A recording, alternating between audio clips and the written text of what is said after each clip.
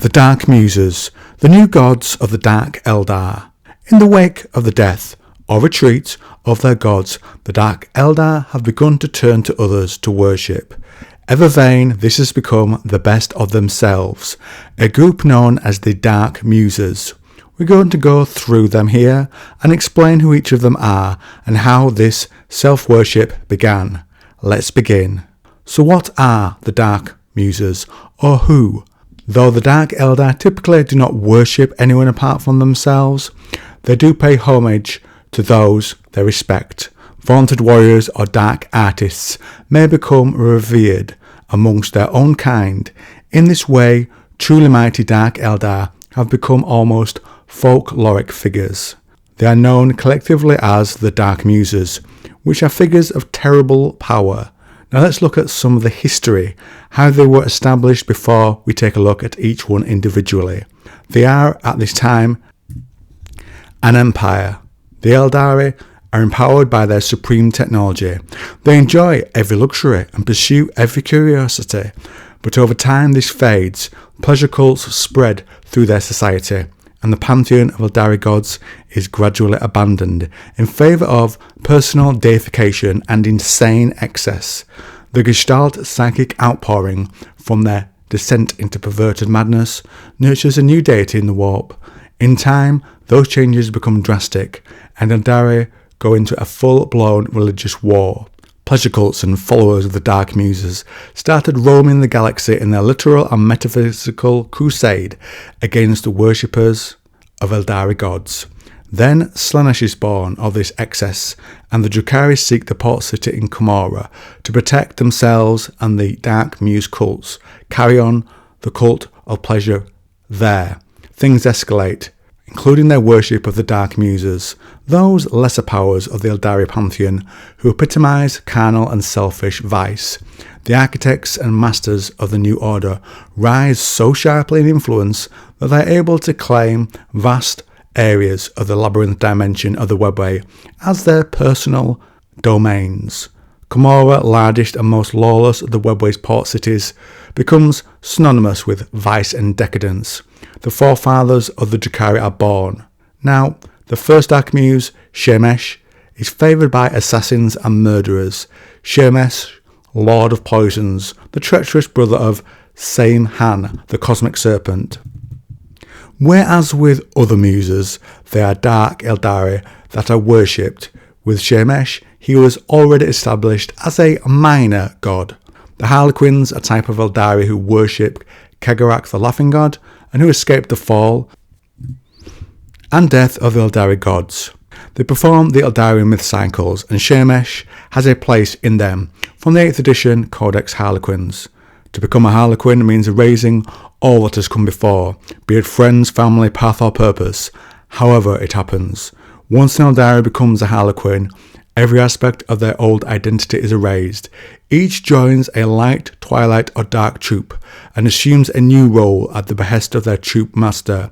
These roles, each known by a ritual character name, such as the Webway Witch or Shemesh the Poisoner, inform every facet of the Harlequin's personality from that moment on. And the duality that Shemesh shares with his brother is also expressed with the Drukhari in their plays, and his big influence on the fighting style the Drukhari use, i.e. they all become pretty expert in the use of toxins. Entire districts of Commora are given over to the manufacture of the most potent necroelixirs and vitriolic compounds that can eat through duralumin as if it were soft flesh. The Cabals appreciate the toxic spectrum, much as an artist would the myriad colours of a sunrise. We also know there is a celebration called the Feast of Shemesh. Here students of his would test their skills against each other. Each dish at the feast will be poisoned, and how they are combined is the key, with some combinations accelerating and others dampening the effects of the poison. Now on to Leilu, and it's the courtesan elite of the cult of Lamea pay homage to Leilu, consort of the void. In relation to this are a group called Lhameans, descending from the cult of Lamea. They draw from the knowledge of Shemesh, father of poisons, to concoct the most potent toxins used in Hecai society. Whether these poisonous creations are used on the Archons, enemies within the Dark City, or in real space, the results are equally horrific. A mere scratch from a Lhamean's Shemesh blade can cause a victim's flesh to begin eating itself, their brain to swell until it bursts through the skull, or their blood to acidify and melt bones and organs internally. Veth is the next Dark Muse. This one stands for aerial battle. They go out, let's say, to raid from Camorra, and are collectively known as the Scions of Veth. Razoring jet fighters and void raven bombers make for bleakly elegant status symbols as they streak through the skies of Camorra.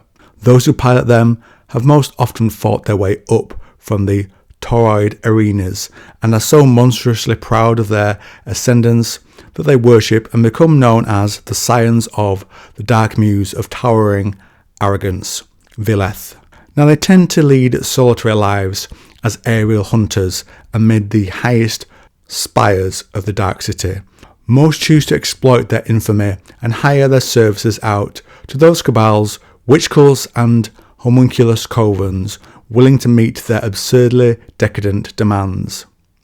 The Scions of Veth are treated like royalty, for all canny Camorrite leaders recognise the incredible value of air superiority to their real space raids. Next up is Hecai.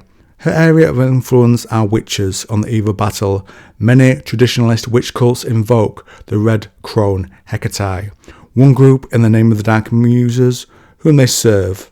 The cult of the Pain Eternal commits atrocities throughout great areas of real space, defiling the shrines and holy sites the lesser races use to pray to their gods. In this way, the cult spreads despair far beyond where its raiding fleets reeve. The Pain Eternal are exceptional in that they do not make regular appearances within the arenas of High Camorra. Instead, they are a space-faring cult that dock only once every few years in the Dark City, unstinting in the service of the Dark Muse Hecai, mother of strife. The Pain Eternal exist to tear down and destroy everything that is holy to the lesser races of the galaxy.